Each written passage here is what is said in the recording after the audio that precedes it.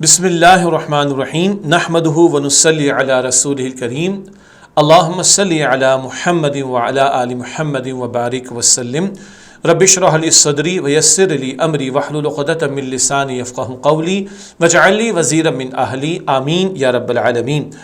عزیز طلبہ و طالبات، محترم اساتذہ کرام، معزز والدین، السلام علیکم ورحمۃ اللہ وبرکاتہ۔ الحمدللہ مطالعہ قرآن حکیم برائے طلبہ و طالبات کے چوتھے حصے کا مطالعہ جاری ہے اور آج ہماری کلاس نمبر 25 ہے اور آج ہم آغاز کریں گے سورۃ الفرقان کا اور انشاءاللہ اس کی پہلی 15 آیات کا مطالعہ آپ کی خدمت میں پیش کریں گے جو کتاب شائع شدہ ہے، اس کے صفحات ہے 81 اور 82۔ تو آج ہماری 25ویں کلاس مطالعہ قرآن حکیم برائے طلبہ و طالبات کا چوتھا حصہ اور سورۃ فرقان کا آغاز ہے۔ سب سے پہلے ہمیشہ کی طرح مقاصد مطالعہ آپ کے سامنے رکھیں گے، مندرجہ ذیل باتیں معلوم ہو جائیں۔ نمبر 1، برکت سے کیا مراد ہے؟ بہت اہم لفظ ہے، ہم بار بار استعمال بھی کرتے ہیں، آج اس کا مفہوم بھی جانیں گے انشاءاللہ۔ نمبر 2، قرآن حکیم میں رسول اللہ صلی اللہ علیہ وآلہ وسلم کی صفت عبدیت کو نمایاں کرنے کی کیا اہمیت ہے؟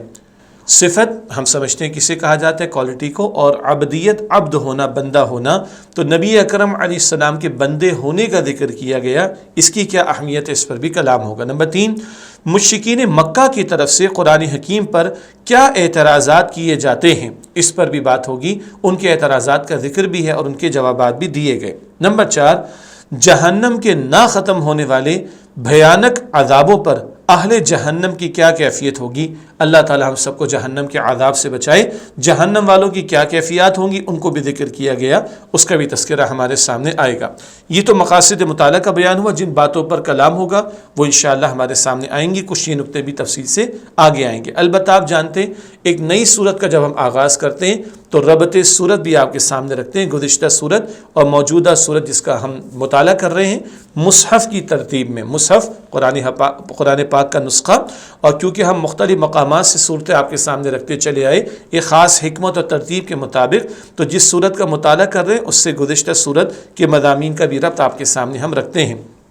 ربط صورت کے حوالے سے پہلی بات، سورۃ المؤمنون جو مصحف کی ترتیب کے مطابق سورۃ الحج کے بعد اور سورۃ النور سے قبل ہے، اس میں اہل ایمان کی بنیادی صفات کا ذکر ہے۔ سورۃ المؤمنون کا ہم نے مطالعہ کیا ہے اور اس میں اللہ سبحانہ و تعالیٰ نے اہل ایمان کی بنیادی صفات کو بیان کیا۔ سورہ مؤمنون کا نمبر 23، سورہ حج کا نمبر 22، سورہ نور کا سورت نمبر 24 ہے۔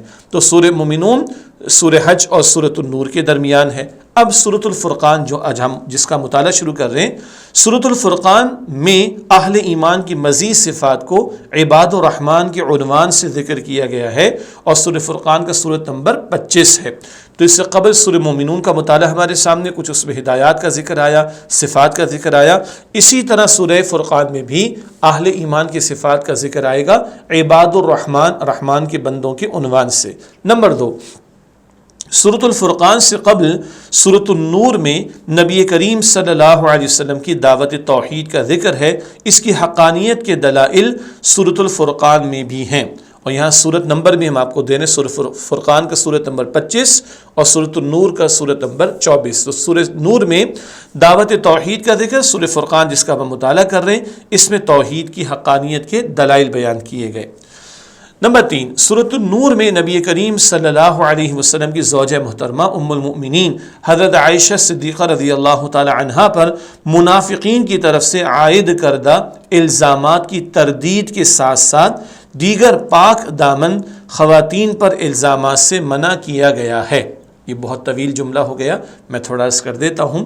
اچھا، سورۃ النور مدنی صورت ہے اور طلبہ و طالبات بھی نوٹ کر لیں، ان کے علم میں بھی ہوگا اور اساتذہ کرام بھی، کہ سورہ نور مدنی صورت ہے۔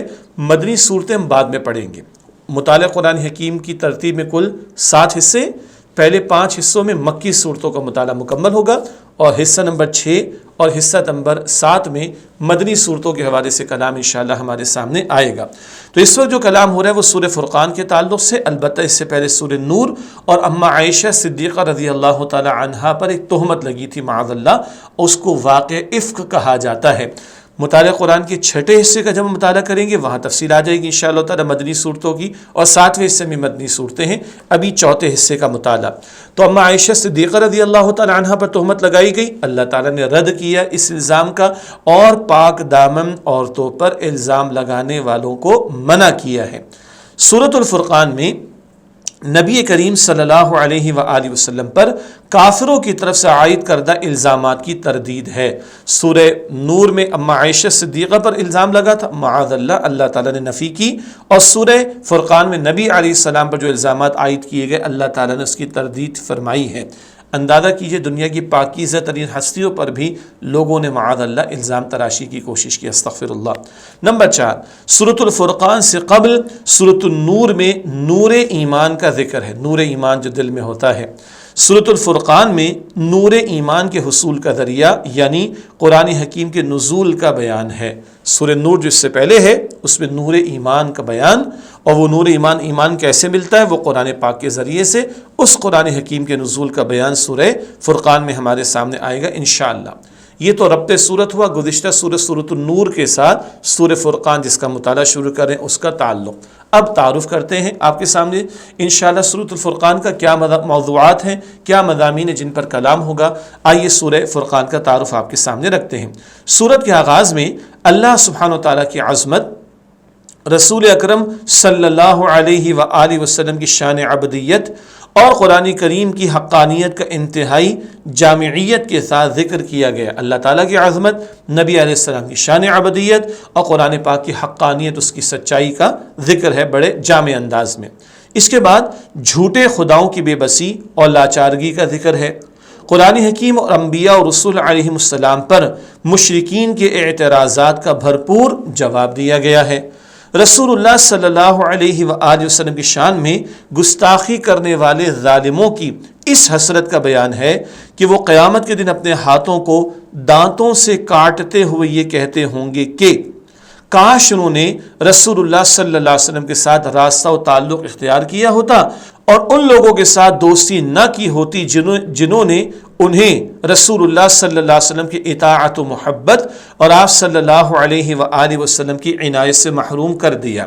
یہ ہاتھوں کو دانتوں سے کاٹنے کا مطلب اپنے اوپر انتہائی غصہ ہوگا ان لوگوں کو قیامت کے دن جن لوگوں نے نبی اکرم علیہ السلام کا راستہ چھوڑ دیا ہوگا اور باطل پرستوں کی بات کو مانا ہوگا۔ مزید موضوعات: انبیاء کرام علیہ السلام کو جھٹلانے والی نافرمان قوموں پر اللہ سبحانہ وتعالیٰ کے عذاب کا ذکر کر کے قریش مکہ اور دیگر مجرموں کو اللہ سبحانہ وتعالیٰ کے عذاب سے ڈرایا گیا۔ یہ موضوع مستقل آیا، پچھلی نافرمان قوموں پر جو عذاب آئے ان کا ذکر کر کے قریش مکہ ہوں، دیگر مجرمین ہوں، باطل لوگ ہوں، ان کو ڈرایا گیا۔ سورت کے آخر میں رحمان کے اطاعت گزار پسندیدہ بندوں کی اعلیٰ صفات بیان فرمائی گئی ہیں۔ اللہ تعالیٰ وہ صفات مجھے اور آپ کو اختیار کرنے کی توفیق عطا فرمائے، اور ان کو عباد الرحمن کہا گیا ہے۔ یہ تعارف کے حوالے سے بھی کچھ باتیں ہمارے سامنے آ گئی۔ اب آئیے آج کا جو درس ہے وہ باقاعدہ شروع کرتے ہیں، اور آج انشاءاللہ سورہ فرقان کی پہلی 15 آیات کا مطالعہ آپ کے سامنے رکھیں گے۔ اعوذ باللہ من الشیطان الرجیم، میں اللہ کی پناہ میں آتا ہوں شیطان مردود سے۔ بسم اللہ الرحمن الرحیم، اللہ کے نام سے شروع جو بڑا مہربان نہایت رحم فرمانے والا ہے۔ اسکرین پر اس وقت سورہ فرقان کی پہلی 2 آیات اور ترجمہ ہمارے سامنے ہے۔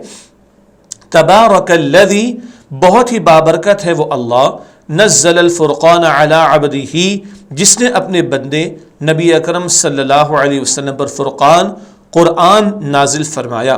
لیکون للعالمین نذیرا، تاکہ وہ تمام جہان والوں کے لیے ڈرانے والے ہو جائیں۔ الذی لہ ملک السماوات والارض، وہ ذات جس کے لیے آسمانوں اور زمینوں کی بادشاہی ہے۔ ولم یتخذ ولدا، اور اس نے نہ کسی کو بیٹا بنایا۔ ولم یکن لہ شریک فی الملک، اور نہ ہی کوئی بادشاہی میں اس کا شریک ہے۔ وخلق کل شیء، اور اس نے ہر چیز کو پیدا فرمایا۔ فقدرہ تقدیرا، پھر اسے ایک مقرر کیے ہوئے اندازے پر رکھا۔ اس کے بعد سورہ فرقان کی آیات 3 اور 4، وَاتَّخَذُوا مِن دُونِهِ آلِهَةً، اور انہوں نے اس اللہ کے سوا کوئی اور معبود بنا لیے۔ لا يخلقون شيئا، جو کوئی چیز پیدا نہیں کر سکتے۔ وہم یخلقون، بلکہ وہ تو خود پیدا کیے گئے ہیں۔ ولا یملکون لانفسہم ضرا ولا نفعا، اور نہ وہ اپنے لیے کسی نقصان اور نہ ہی فائدے کا کچھ اختیار رکھتے ہیں، ولا یملکون موتا ولا حیاتا، اور نہ کسی موت کے مالک ہیں اور نہ زندگی کے، ولا نشورا، اور نہ دوبارہ جی اٹھنے کے۔ وقال الذین کفروا، اور کہا انہوں نے جنہوں نے کفر کیا، ان ھذا الا افک افتراہ، کہ یہ قرآن تو جھوٹ ہے جسے انہوں نے خود بنا لیا ہے، وَأَعَانَهُ عَلَيْهِ قَوْمٌ آخَرُونَ، اور کچھ دوسرے لوگوں نے بھی اس کام میں ان کی مدد کی ہے، فَقَدْ جَاءُوا ظُلْمًا وَزُورًا، یقیناً یہ لوگ ظلم اور جھوٹ پر اتر آئے ہیں۔ اگلی آیات سورہ فرقان آیات 5 تا 7، وَقَالُوا، اور انہوں نے کہا، أَسَاطِيرُ الْأَوَّلِينَ اكْتَتَبَهَا، یہ تو پچھلے لوگوں کی کہانیاں ہیں جو انہوں نے لکھوا لی ہیں، فَهِيَ تُمْلَى عَلَيْهِ، پھر وہی ان پر پڑھی جاتی ہیں، بُكْرَةً وَأَصِيلًا، صبح و شام۔ قُلْ أَنزَلَهُ، اے نبی صلی اللہ علیہ وسلم آپ فرما دیجئے اس قرآن کو اس نے نازل فرمایا ہے، الذی یعلم السر، جو سب پوشیدہ باتوں کو جانتا ہے۔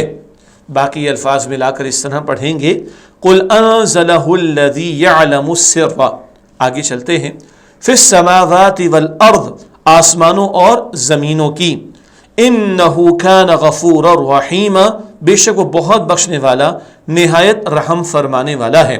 وَقَالُوا، اور انہوں نے کہا، مَا لِهَذَا الرَّسُولِ، کہ یہ کیسے رسول ہیں، يَأْكُلُ الطَّعَامَ، جو کھانا کھاتے ہیں، وَيَمْشِي فِي الْأَسْوَاقِ، اور بازاروں میں چلتے پھرتے ہیں، لَوْلَا أُنزِلَ إِلَيْهِ مَلَكٌ، ان کی طرف کوئی فرشتہ کیوں نہیں بھیجا گیا، فَيَكُونَ مَعَهُ نَذِيرًا، تو وہ بھی ان کے ساتھ ڈراتا۔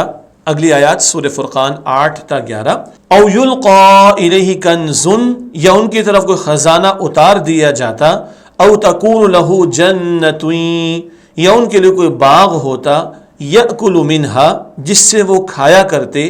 وقال الظالمون، اور ظالموں نے کہا، ان تتبعون الا، تم تو بس پیروی کر رہے ہو، رجلا مسحورا، ایسے آدمی کی جس پر جادو کیا گیا ہے۔ انظر، آپ دیکھیے، کیف ضربوا لک الامثال، وہ آپ کے لیے کیسی مثالیں بیان کرتے ہیں، فضلوا، تو وہ گمراہ ہو گئے ہیں، فلا یستطیعون السبیلا، پھر وہ کوئی راستہ نہیں پا سکتے۔ تبارک الذی، بہت ہی بابرکت ہے وہ اللہ، ان شاء جعل لک خیرا من ذالک، جو اگر چاہے تو آپ کے لیے اس سے بہتر چیزیں بنا دے، جنات تجری من تحتها الانہار، یعنی ایسے باغات جن کے نیچے نہریں بہتی ہوں، ویجعل لک قصورا، اور آپ کے لیے محل بنا دے، بل کذبوا بالساعہ، بلکہ انہوں نے قیامت کو جھٹلا دیا، وَأَعْتَدْنَا، اور ہم نے تیار کر رکھی ہے، لِمَنْ كَذَّبَ بِالسَّاعَةِ سَعِيرًا، بھڑکتی ہوئی آگ اس کے لیے جو قیامت کو جھٹلائے۔ اگلی آیات سورۃ الفرقان آیات 12 تا 15، اِذَا رَأَتْهُمْ، جب وہ آگ انہیں دیکھے گی، مِن مَكَانٍ بَعِيدٍ، دور کی جگہ سے، سَمِعُوا لَهَا تَغَيُّظًا وَزَفِيرًا، تو اس کے جوش اور دھاڑنے کی آوازیں سنیں گے، وَإِذَا أُلْقُوا مِنْهَا، اور جب وہ اس میں ڈالے جائیں گے، مَكَانًا ضَيِّقًا، کسی تنگ جگہ میں، مُقَرَّنِينَ، زنجیروں میں جکڑے ہوئے، دعوا هنالک ثبورا، تو وہ وہاں موت کو پکاریں گے، لا تدعوا اليوم ثبورا واحدا، ان سے کہا جائے گا آج ایک موت کو نہ پکارو، وادعوا ثبورا کثیرا، بلکہ بہت سی موتوں کو پکارو۔ قل اذالک خیر، آپ صلی اللہ علیہ وآلہ وسلم فرما دیجئے کہ کیا یہ بہتر ہے، ام جنت الخلد، یا ہمیشہ کی جنت، التی وعد المتقون، جس کا پرہیزگاروں سے وعدہ کیا گیا ہے۔ ان الفاظ کو ملا کر اس طرح پڑھیں گے، ام جنت الخلد التی وعد المتقون، کانت لہم جزاء ومصیرا، وہ ان کے لیے بدلہ اور ٹھکانہ ہوگی۔ یہ الحمدہ سورۃ الفرقان کی پہلی 15 آیات کا ترجمہ ہمارے سامنے آ گیا۔ اب آپ محسوس کر رہے ہیں کہ 15 آیات بھی ایک نشست میں ہم مطالعہ کرنے کی کوشش کریں۔ مکی صورتیں بھی ہیں، تھوڑی تشریح بھی کم ہوتی ہے، مدنی صورتوں میں تو 3 4 آیات ہی ہم شاید کر پائیں گے، وہ بعد میں 6 اور 7ویں حصے میں۔ آئیے ان آیات کی تشریح کی طرف چلتے ہیں۔ سورہ فرقان آیت نمبر 1، تبارک الذی نزل الفرقان علی عبدہ لیکون للعالمین نذیرا، بہت ہی بابرکت ہے وہ اللہ جس نے اپنے بندے نبی اکرم صلی اللہ علیہ وسلم پر فرقان قرآن نازل فرمایا تاکہ وہ تمام جہان والوں کے لیے ڈرانے والے ہو جائیں۔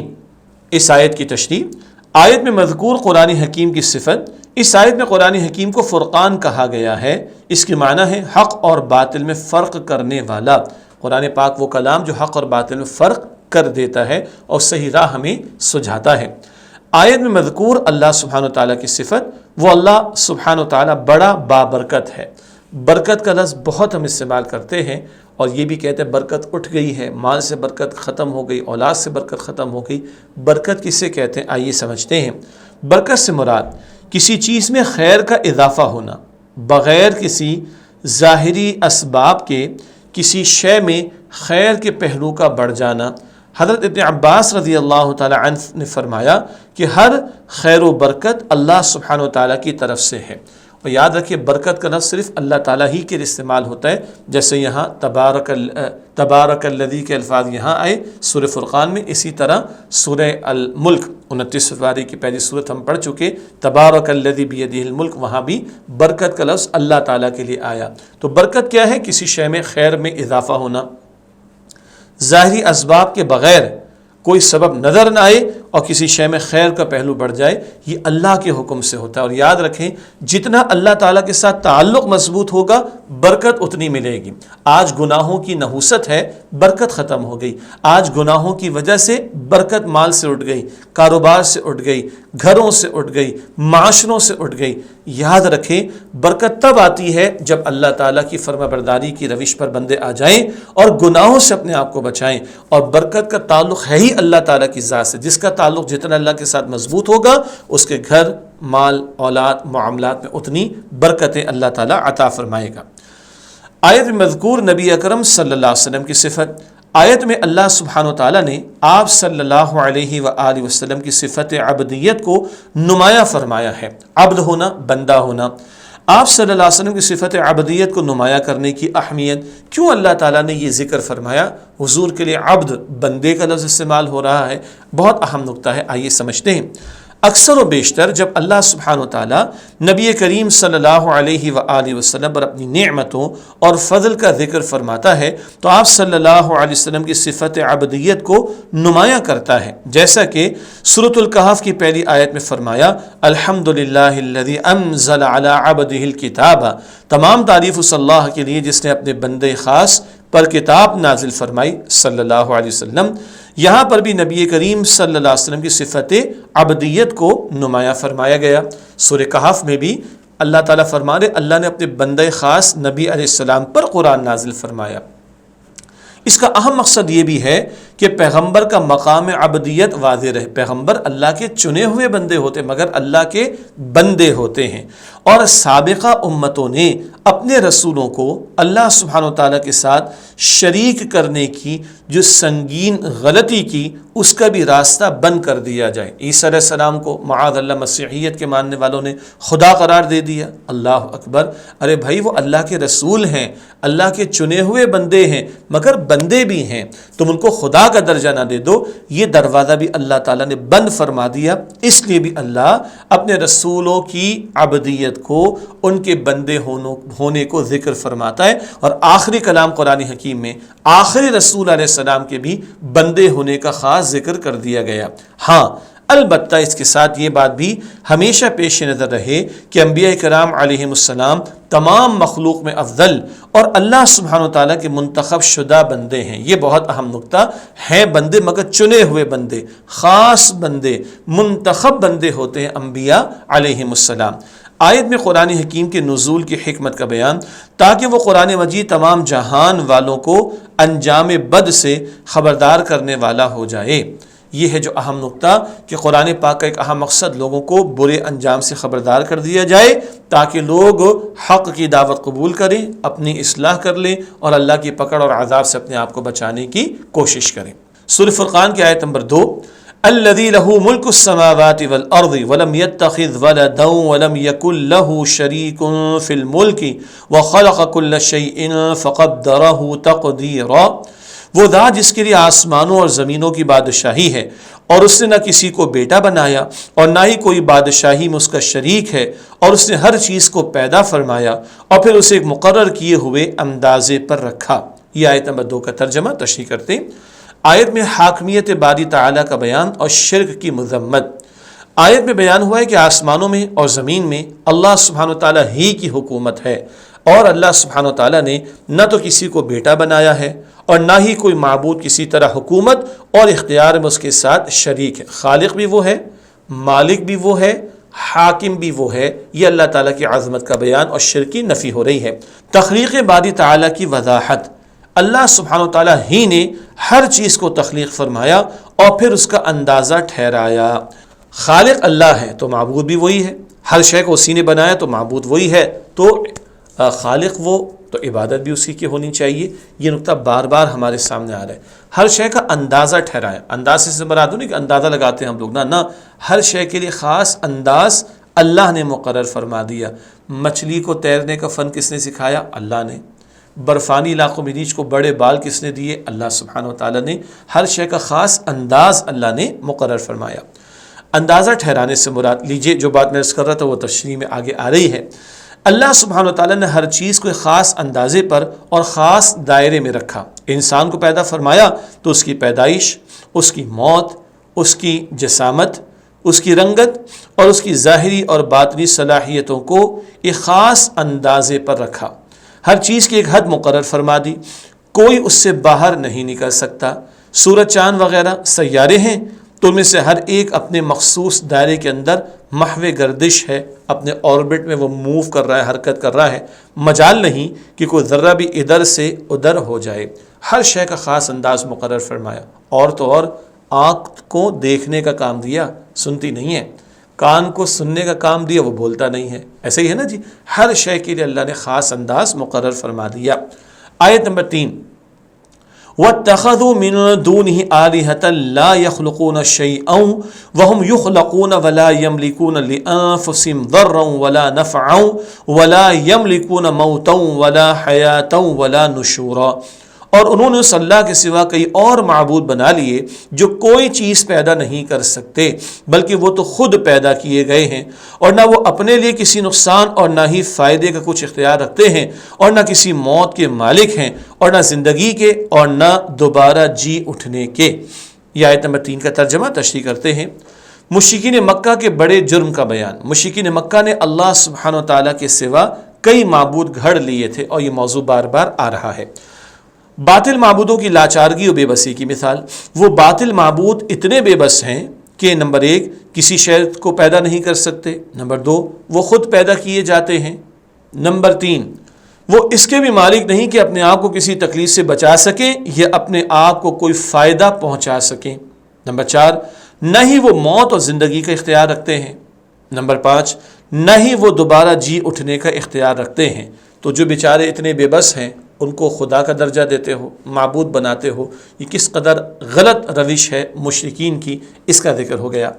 باطل معبودوں کے مقابلے میں معبود حقیقی کی صفات۔ اللہ تعالیٰ معبود حقیقی، اس کی صفات کیا ہے؟ نمبر 1 اللہ سبحانہ وتعالیٰ ہر شے کا پیدا فرمانے والا ہے، نمبر 2 اللہ سبحانہ وتعالیٰ کو کسی نے پیدا نہیں کیا، لم یلد ولم یولد، نمبر 3 وہی نفع پہنچانے اور نقصان پہنچانے کا مالک ہے، نمبر 4 وہی موت اور زندگی کا اختیار رکھنے والا ہے، نمبر 5 وہی تمام چیزوں کو ان کے مرنے کے بعد دوبارہ زندہ فرمانے والا ہے۔ یہ ہے اللہ تعالیٰ کی صفات جو حقیقی معبود ہے، اور وہی اسی لائق ہے کہ اسی سے لو لگائی جائے، اسی کی بندگی کی جائے اور اس کے ساتھ کسی کو شریک نہ کیا جائے۔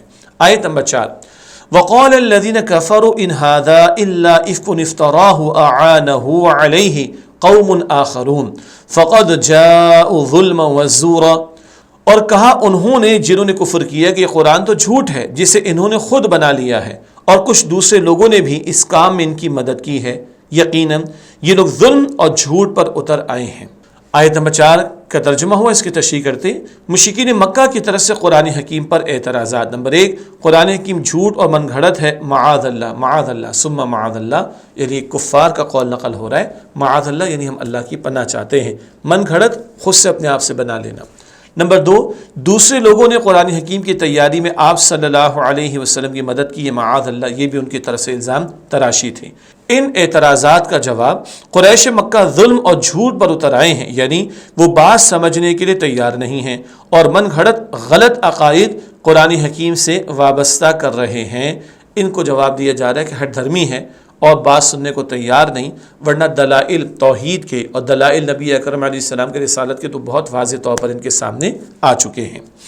آیت نمبر 5، وَقَالُوا أَسَاطِيرُ الْأَوَّلِينَ اكْتَتَبَهَا فَهِيَ تُمْلَى عَلَيْهِ بُكْرَةً وَأَصِيلًا، اور انہوں نے کہا یہ تو پچھلے لوگوں کی کہانیاں ہیں جو انہوں نے لکھوا لی ہیں، پھر وہی ان پر پڑھی جاتی ہیں صبح و شام۔ اس آیت کی تشریح، قرآن حکیم پر مشرکین مکہ کے اعتراضات۔ وہ کہتے ہیں کہ قرآن حکیم پہلے گزرے ہوئے لوگوں کی کہانیاں ہیں جو لکھوائی جاتی، معاذ اللہ، اور یہ محمد صلی اللہ علیہ وسلم اسی کو صبح شام جو ہے وہ پیش کر رہے ہیں، استغفر اللہ، معاذ اللہ ثم معاذ اللہ، ان کے اس الزام کو قرآن پاک نقل کر رہا ہے۔ آیت نمبر 6، قل انزلہ الذی یعلم السر فی السماوات والارض انہ کان غفورا رحیما، اے نبی صلی اللہ علیہ وآلہ وسلم آپ فرما دیجئے اس قرآن کو اس نے نازل فرمایا ہے جو سب پوشیدہ باتوں کو جانتا ہے، آسمانوں اور زمین کی، بے شک وہ بہت بخشنے والا نہایت رحم فرمانے والا ہے۔ یہ آیت نمبر 6 کا ترجمہ تشریح کرتے ہیں، قرآن حکیم پر اعتراض کا مشرکین مکہ کو جواب۔ انہیں بتایا گیا ہے کہ قرآن حکیم تو اس نے نازل فرمایا ہے جو آسمانوں اور زمین کے رازوں سے واقف ہے، یعنی اللہ سبحانہ و تعالی۔ نیز انہیں امید دلائی گئی ہے کہ اگر وہ قرآن حکیم پر ایمان لے آئیں اور اپنے من گھڑت اعتراضات سے باز آ جائیں تو اللہ سبحانہ و تعالی بہت بخشنے والا اور نہایت رحم فرمانے والا ہے، وہ ان کے قصوروں کو معاف فرما دے گا۔ یہ قرآن نبی اکرم علیہ السلام اپنے پاس سے پیش نہیں کر رہے، یہ خالق کائنات کی طرف سے عطا کردہ کلام ہے، اور ان مشرکین کو دعوت دی جا رہی حق پر ایمان لے آئیں، قرآن کریم پر ایمان لے آئیں، نبی علیہ السلام کی بات تسلیم کر لیں، من گھڑت اعتراضات سے باز آ جائیں، اللہ تعالیٰ بخشنے والا، اللہ تعالیٰ ان کے قصوروں کو معاف فرما دے گا۔ آیت نمبر 7، وَقَالُوا مَا لِهَذَا الرَّسُولِ يَأْكُلُ الطَّعَامَ وَيَمْشِي فِي الْأَسْوَاقِ لَوْلَا أُنزِلَ إِلَيْهِ مَلَكٌ فَيَكُونَ مَعَهُ نَذِيرًا، اور انہوں نے کہا کہ کیسے رسول ہیں جو کھانا کھاتے ہیں اور بازاروں میں چلتے پھرتے ہیں، ان کی طرف کوئی فرشتہ کیوں نہیں بھیجا گیا تو وہ بھی ان کے ساتھ ڈراتا۔ یہ آیت نمبر 7 کا ترجمہ تشریح کرتے ہیں، قرآن حکیم پر اعتراضات کے بعد مشرکین مکہ کے نبی کریم صلی اللہ علیہ وسلم کی رسالت پر اعتراضات، ان کے مختلف اعتراضات کو یہاں نقل کیا گیا۔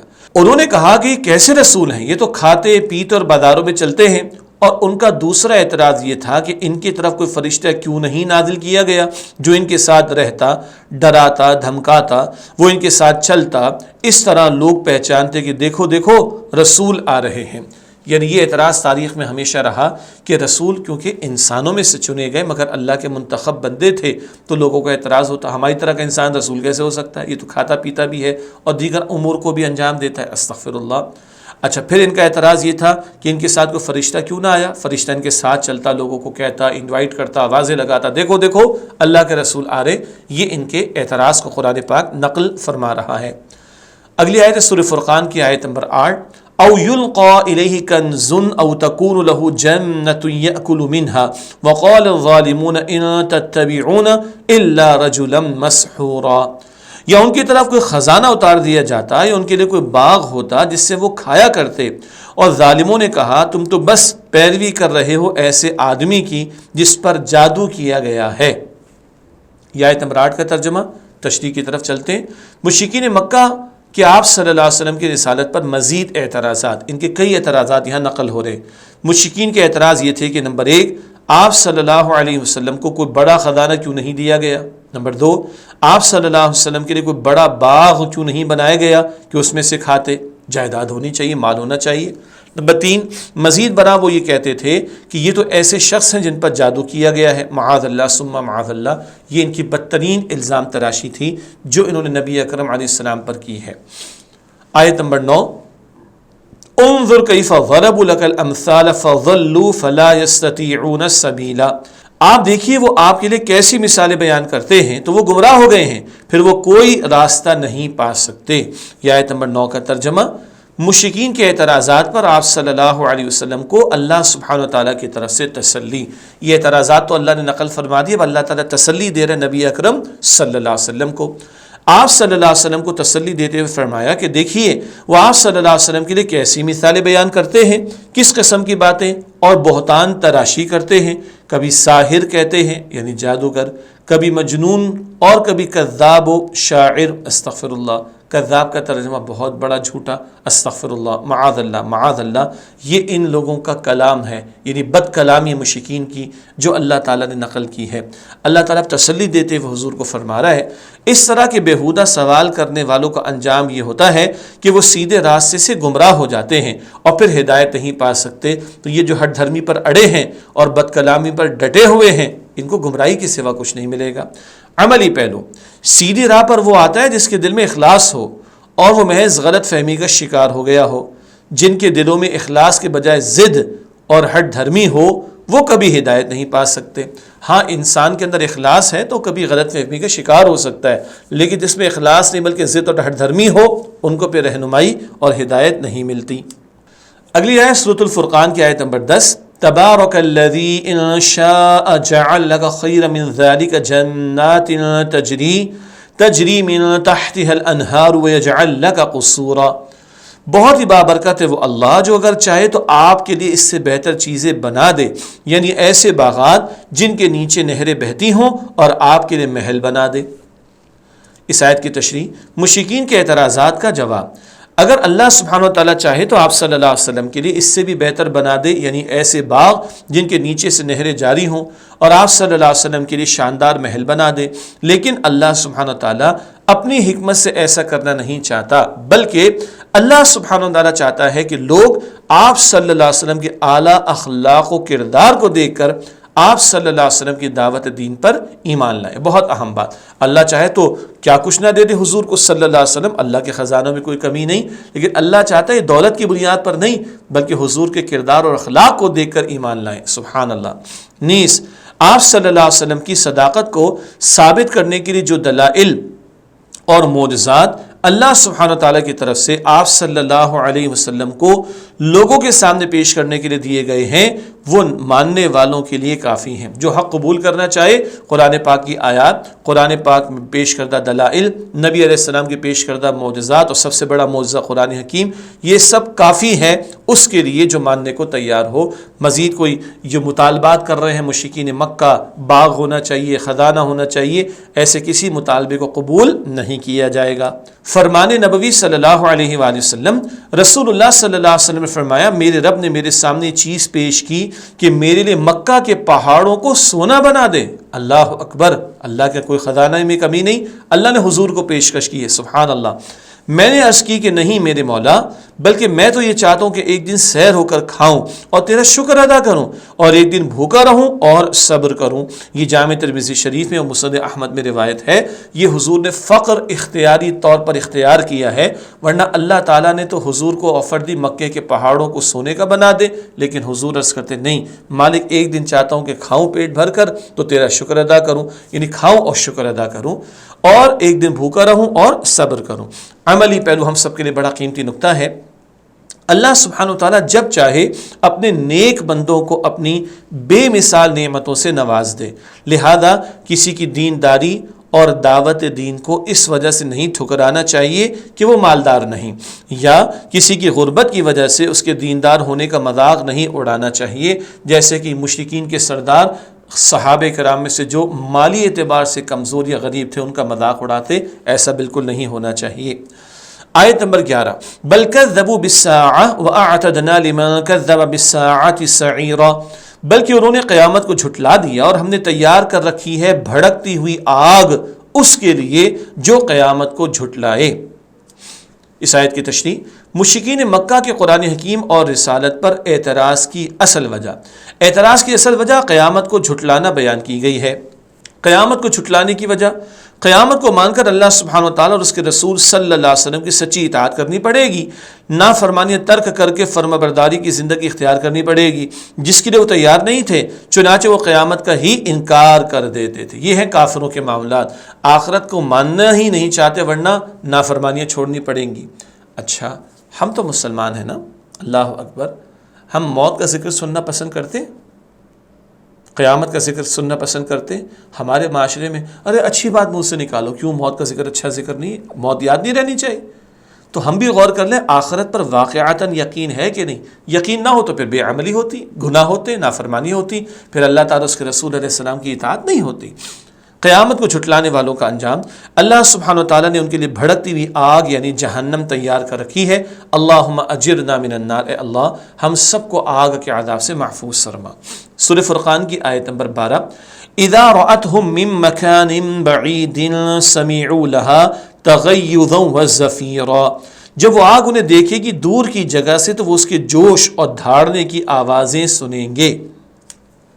جہنم کی ہیبت ناکی کا بیان، جہنم جب دور سے ہی ایسے مجرموں کی صورت میں اپنے شکار کو آتا دیکھے گی تو غضبناک ہو کر جوش مارے گی، اور اس کے دھاڑنے، پھنکارنے اور جوش کی خوفناک آوازوں کو مجرم بہت دور سے سن سکیں گے۔ جہنم کا دیکھنا اور چلانا ایک حقیقت ہے، جیسے کہ سورہ ملک آیت نمبر 7 اور 8 میں فرمایا، جب جہنمی جہنم میں ڈالے جائیں گے تو اس کا دھاڑنا سنیں گے اور وہ جوش غضب سے اچھلتی ہوگی، ایسے لگے گا کہ وہ غصے سے پھٹ پڑے گی۔ اللہ اکبر، جہنم کی آوازیں بھی ہیں اور مجرم بہت دور سے سن سکیں گے۔ اللہ تعالیٰ ہم سب کو جہنم کے عذاب سے بچائے۔ سورہ فرقان آیت نمبر 13، وَإِذَا أُلْقُوا مِنْهَا مَكَانًا ضَيِّقًا مُقَرَّنِينَ دَعَوْا هُنَالِكَ ثُبُورًا، اور جب وہ اس میں ڈالے جائیں گے کسی تنگ جگہ میں زنجیروں میں جکڑے ہوئے تو وہ وہاں موت کو پکاریں گے۔ اس آیت کی تشریح، جہنمیوں پر عذاب کی کیفیت کا بیان۔ آیت میں بیان ہوا ہے کہ وہ جہنمی جہنم کے ایک تنگ حصے میں ڈالے جائیں گے، زنجیروں میں جکڑے ہوئے، اور موت کو پکاریں گے۔ جہنم کی بھڑکتی آگ بھی ہوگی، زنجیریں بھی ہوں گی، تنگ حصے بھی ہوں گے، عذاب در عذاب ہوگا۔ اللہ تعالی ہم سب کو جہنم سے محفوظ فرمائے۔ سورہ فرقان آیت نمبر 14، لا تدعوا اليوم ثبورا واحدا وادعوا ثبورا كثيرا، ان سے کہا جائے گا آج ایک موت کو نہ پکارو بلکہ بہت سی موتوں کو پکارو۔ استغفر اللہ۔ جہنم کے نہ ختم ہونے والے بھیانک عذابوں پر اہل جہنم کی کیفیت، مستقل عذاب ہوگا۔ کیا کیفیت ہوگی جہنم والوں کی؟ اہل جہنم وہاں موت کو پکاریں گے۔ اہل جہنم سے کلام، اہل جہنم سے کہا جائے گا کہ آج ایک نہیں کئی موتوں کو پکارو، کیونکہ وہاں طرح طرح کے عذاب ہوں گے مگر موت نہیں آئے گی، اور جہنمی مستقل جہنم کے عذاب کو بھگتیں گے۔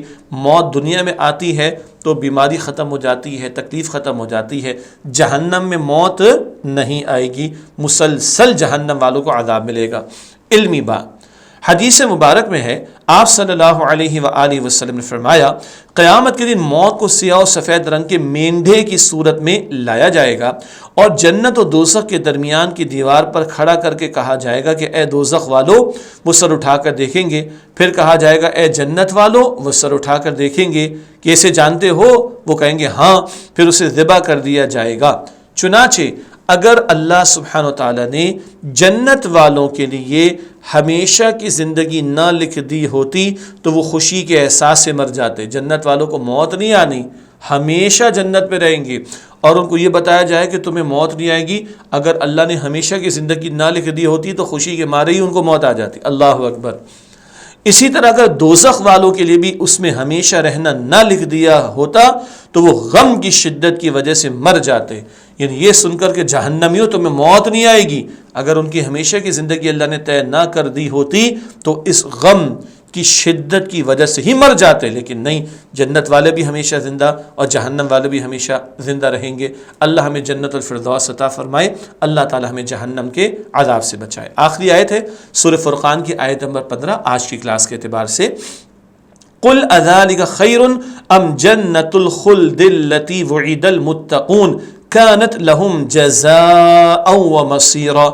آپ صلی اللہ علیہ وآلہ وسلم فرما دیجئے کہ کیا یہ بہتر ہے یا ہمیشہ کی جنت جس کا پرہیزگاروں سے وعدہ کیا گیا ہے، وہ ان کے لیے بدلہ اور ٹھکانہ ہوگی۔ اللہ تعالی ہمیں جہنم کے عذاب سے بچا کر جنت الفردوس میں جگہ عطا فرمائے۔ دو انجاموں کا ذکر اللہ سبحانہ وتعالی نے فرمایا کہ کیا دوزخ کا عذاب بہتر ہے یا جنت میں ہمیشہ کی نعمتیں۔ اب فیصلہ ہمارا ہے کہ ہم کیا انجام پسند کرتے ہیں۔ ہم جنت میں جانے کی تیاری کر رہے ہیں، یہ سب سے بڑا مسئلہ ہے ہمارا، اور جہنم سے بچنے کی کوشش کر رہے ہیں، یہ بہت بڑا سوال ہے۔ عملی پہلو، یہ سوال پوچھنے کے لیے نہیں بلکہ ڈانٹنے اور عبرت دلانے کے لیے، کیونکہ جنت اور جہنم کے درمیان بہتر ہونے کا کوئی مقابلہ ہی نہیں۔ تو یہ ڈانٹ ڈپٹ کا انداز ہے کہ تم جنت کی فکر کرو گے یا نہیں، اور جہنم سے بچنے کی کوشش کرو گے یا نہیں۔ ہمیشہ رہنے والی جنت، ہمیشہ رہنے والی جنت متقین کا، یعنی گناہوں سے بچنے والوں کا بدلہ اور ٹھکانہ ہے۔ متقین کون ہوتے ہیں؟ گناہوں سے بچنے والے، اور ان کا ٹھکانہ کہاں ہے؟ جنت میں۔ اللہ تعالیٰ مجھے اور آپ کو جہنم سے بچائے، اور اللہ تعالیٰ ہم سب کو جنت الفردوس عطا فرمائے۔ انشاءاللہ اسی کے ساتھ اب ہم آج کی کلاس مکمل کرتے ہیں۔ اگلی کلاس تک کے لیے اجازت، انشاءاللہ پھر ملاقات رہتی ہے۔ وآخر دعوانا الحمد للہ رب العالمین، والسلام علیکم ورحمۃ اللہ وبرکاتہ۔